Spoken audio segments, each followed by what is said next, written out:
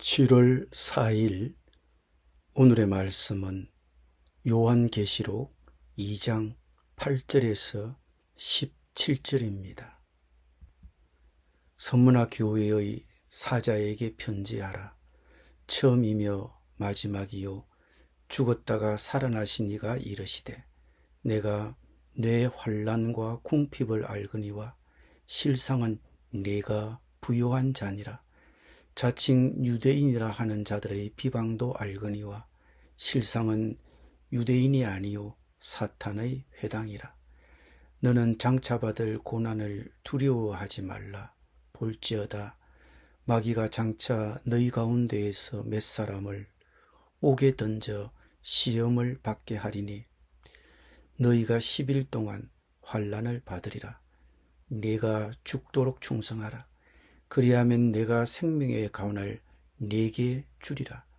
기 있는 자는 성령이 교회들에게 하시는 말씀을 들을지어다. 이기는 자는 둘째 사망의 해를 받지 아니하리라. 버가모 교회의 사자에게 편지하라. 좌우에 날선 검을 가지신 이가 이르시되 네가 어디에 사는지를 내가 아노니 거기는 사탄의 권자가 있는 데라. 네가 내 이름을 굳게 잡아서 내 충성된 증인 안디바가 너희 가운데 곧 사탄이 사는 곳에서 죽임을 당할 때에도 나를 믿는 믿음을 저버리지 아니하였도다. 그러나 네게 두 가지 책망할 것이 있나니 거기 네게 발람의 교훈을 지키는 자들이 있도다. 발람이 발락을 가르쳐 이스라엘 자손 앞에 걸림돌을 놓아 우상의 제물을 먹게 하였고 또 행음하게 하였느니라. 이와 같이 네게도 니골라당의 교훈을 지키는 자들이 있도다. 그러므로 회개하라. 그리하지 아니하면 네가 네게 속히 가서 네 입의 검으로 그들과 싸우리라. 기 있는 자는 성령이 교회들에게 하시는 말씀을 들을지어다.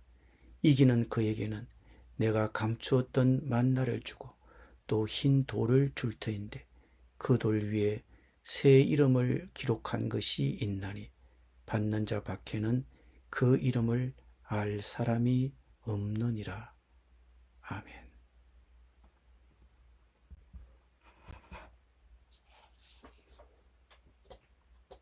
서문화는 에베소 북쪽 해안, 지금 터키의 이즈미르에 있는 도시입니다.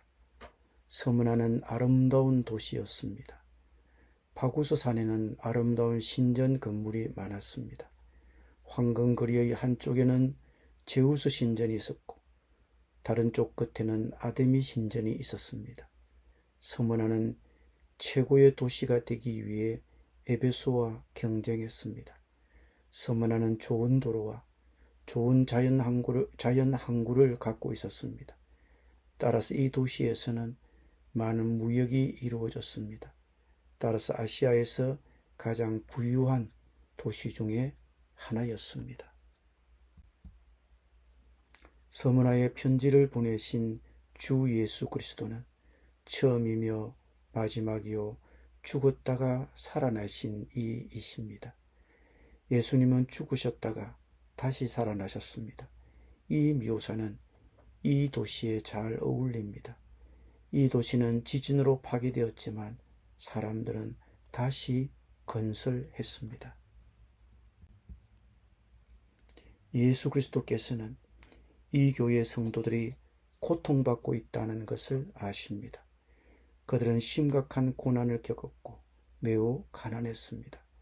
그들은 더할 나위 없이 가난했습니다. 서문화는 부유한 도시였습니다. 그 부유한 도시에 사는 그리스도인들이 왜 이렇게 가난했는지 이해하지 못할 수도 있습니다. 사업 때문에, 잘못된 방법으로 사는 것을 거부했기 때문에, 어쩌면 유대인들과 이교도들이 그들과 무역하기를 거부했을 수도 있습니다. 일자리를 구하기 어려웠을 수도 있습니다. 그러나 예수님은 그들이 부요하다고 말씀하십니다. 내가 내 한량과 궁핍을 알거니와 실상은 네가 부요한 자니라. 바울은 고린도 교인들에게 이렇게 말했습니다. 우리는 근심하는 자 같으나 항상 기뻐하고 가난한 자 같으나 많은 사람을 부요하게 하고 아무것도 없는 자 같으나 모든 것을 가진 자입니다. 유대인들 중 몇몇이 서머나 교회 그리스도인들을 두고 악한 말을 했습니다. 그리스도인들을 두고 거짓말을 했습니다.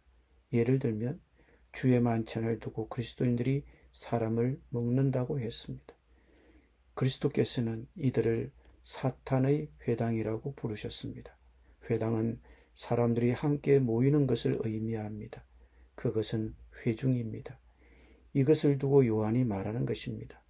너희는 스스로 하나님의 만남의 장소라고 하지만 사실은 너희가 사탄의 만남의 장소라는 것입니다. 주님은 그들의 상황을 알고 계십니다. 그들은 극심한 고난을 겪고 있었고 매우 가난했습니다. 주님은 이 모든 상황을 아십니다. 유대인 중 일부는 그들에 대해 악담을 합니다. 당국은 그들 중 일부를 감옥에 가두었습니다. 마귀가 몇 사람을 옥에 던져 시험을 받게 하고 10일 동안 환난을 받게 할 것입니다. 그런데 주님이 이것을 아십니다. 그러면서 끝까지 충성하라고 격려하십니다. 믿음 안에 계속 머물라고 격려하십니다. 우리는 종종 이런 질문을 합니다. 왜 주님은 우리가 큰 어려움에 처했을 때 우리를 도와주지 않으시는가? 욥기 저자가 이 문제에 대해 많은 글을 썼습니다. 그리스도인들은 그 이후로 이 문제로 끊임없이 씨름해 왔습니다. 요한도 답을 주지 않았습니다. 하지만 하나님은 이 모든 상황을 아십니다.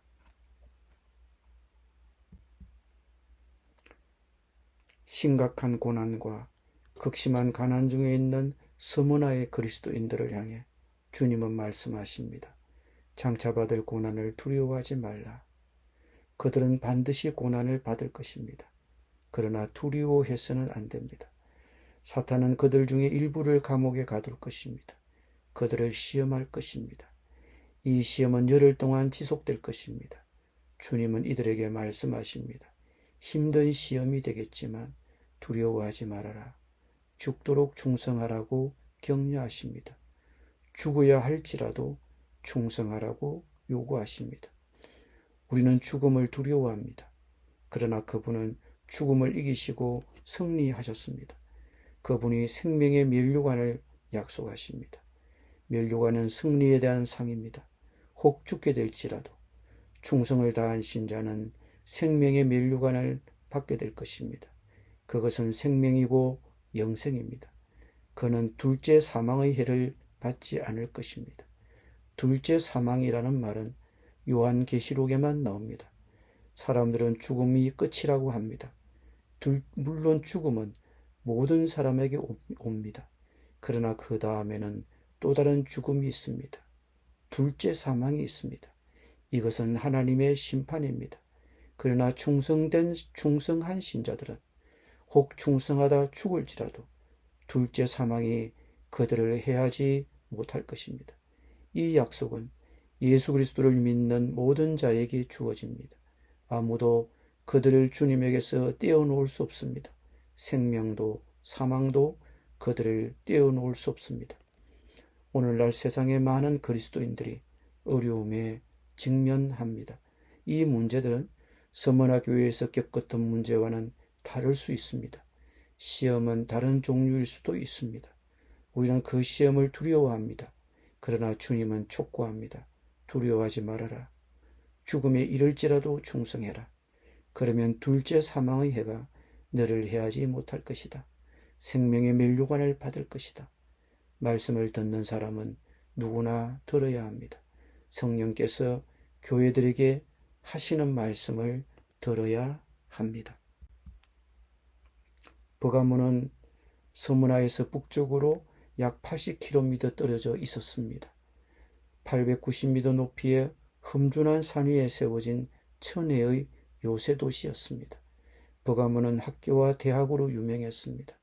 그곳에는 알렉산드리아 다음가는 큰 도서관이 있었는데 20만 권이 넘는 장서를 소장하고 있었습니다. 당시 사람들은 손으로 책을 썼습니다. 그들은 양피지라는 재료에 글을 썼습니다. 동물 가죽으로 만든 양피지는 버가모에서 발명되었습니다. 이는 기원전 3세기였습니다. 버가모는 왕도와 같았습니다. 로마의 가장 중요한 관리가 그곳에 살았습니다. 그는 그곳에서 법정을 열었습니다. 이 도시에는 12만 명의 사람들이 있었고 3,500개의 극장이 있었습니다. 그리고 버가모 사람들은 이 도시에서 여러 신을 숭배했습니다. 제우스 신을 위한 큰 제단이 있었습니다. 그의 동상은 바위 위에 서 있었습니다. 높이는 12m였고 언덕 위에는 240m나 되는 마치 언덕 위에 있는 거대한 왕자처럼 보였습니다. 그곳에는 또 다른 신이 있었습니다. 그는 아스클레피오였습니다. 그는 버가모의 신이었습니다. 그는 치유의 신이었습니다. 병자들은 온 세상에서 버가모로 왔습니다. 로마 황제도 진료받기 위해 방문할 정도였습니다. 버가모 교회는 오래되어 폐쇄된 신전 위에 세워졌습니다. 그래서 주님은 버가모 교회를 사탄의 권자가 있는 곳에 산다고 하셨습니다. 버가모가 신격화된 로마 황제를 비롯한 여러 신들을 섬기는 혼란스러운 도시였기 때문에 요한은 버가모 교회가 사탄의 권자가 있는 곳에 산다는 표현을 사용했을 것입니다. 서머나에 편지를 보내신 주 예수 그리스도는 날카로운 칼을 가지신 분입니다.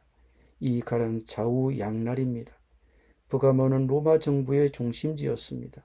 황제가 통치자였습니다. 도시에는 그를 대신하는 관리가 있었습니다. 그는 사람들을 죽일 수 있는 권한을 가지고 있었습니다. 그는 칼로 그들을 죽였습니다. 그러나 로마 황제보다 더 큰 권세가 있습니다. 주 예수 그리스도께서는 양날이 있는 날카로운 칼을 가지고 계십니다. 그분은 어떤 세상 권세보다 강하십니다. 13절에서 예수님은 나는 네가 어디에 사는지 안다라고 말씀하십니다. 여기서 산다는 것은 거주하는 것을 의미합니다. 그곳은 그들이 거주하던 곳입니다. 그 도시는 다른 많은 신들을 숭배하는 곳입니다. 사탄의 왕자가 있는 곳입니다. 사탄이 매우 강한 곳입니다. 주님은 그러나 너는 내 이름을 굳게 지켜서 나를 믿는 믿음을 버리지 않았다고 말씀하십니다. 요한은 안티파스라는 그 교회의 충성된 정인에 대해 이야기합니다. 그토록 어려운 상황 속에서도 그는 충성된 정인이었습니다. 그는 하나님의 메시지만을 전했습니다. 큰 위험에 처할 수도 있었지만 그는 두려워하지 않았습니다. 우리는 안티파스에 대해 아무것도 모릅니다. 아마도 권력자들이 그를 죽였을 것입니다. 그의 믿음 때문에 그는 순교했을 것입니다. 정인에 해당하는 헬라어 단어는 순교자입니다. 그는 자신의 믿음 때문에 순교했을 것입니다.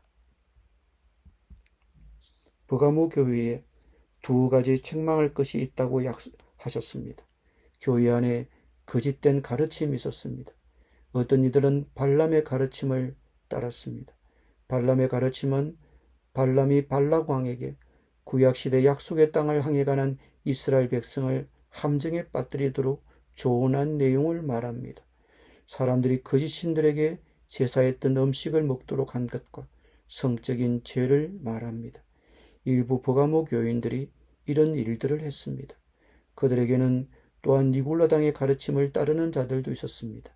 그들은 두 가지 거짓된 것을 가르쳤습니다.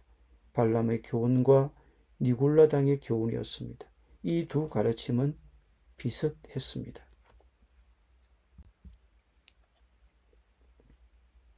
16절에서 그리스도께서는 버가모 교인들에게 회개하라고 명령하십니다. 그렇지 않으면 그분은 입의 검으로 그들과 싸우실 것입니다.